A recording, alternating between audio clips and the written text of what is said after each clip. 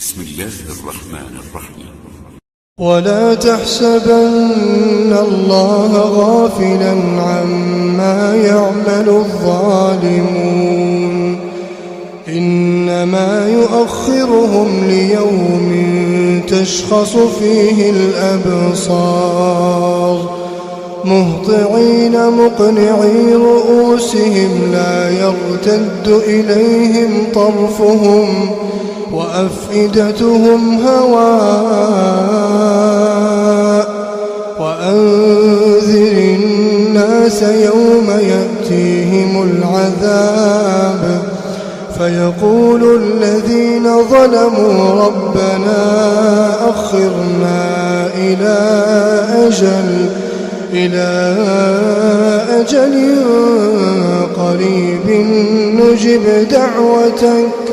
نجب دعوتك ونتبع الرسل أولم تكونوا أقسمتم من قبل ما لكم من زوال وسكنتم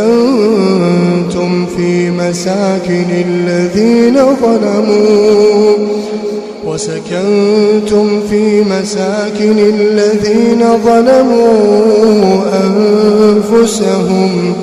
وتبين لكم كيف فعلنا بهم وضربنا لكم الأمثال وقد مكروا مكرهم وعند الله مكرهم وإن كان مكرهم لتزول منه الجبال فلا تحسبن الله مخلف وعده رسله إن الله عزيز ذو انتقام يوم تبدل الأرض غير الأرض والسماوات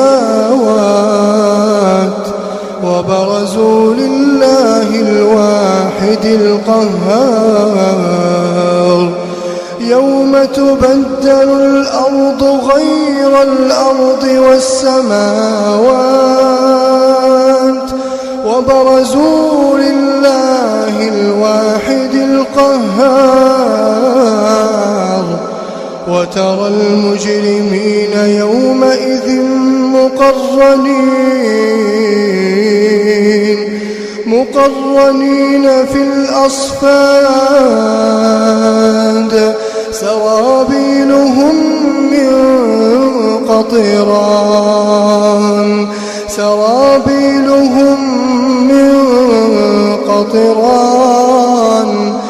وتغشى وجوههم النار ليجزي الله كل نفس ما كسبت إن الله سريع الحساب هذا بلاغ للناس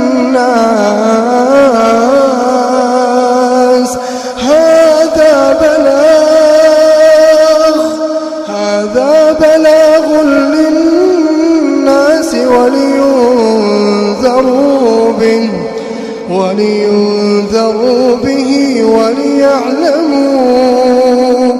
وليعلموا أنما هو إله واحد وليذكر أولو الألباب.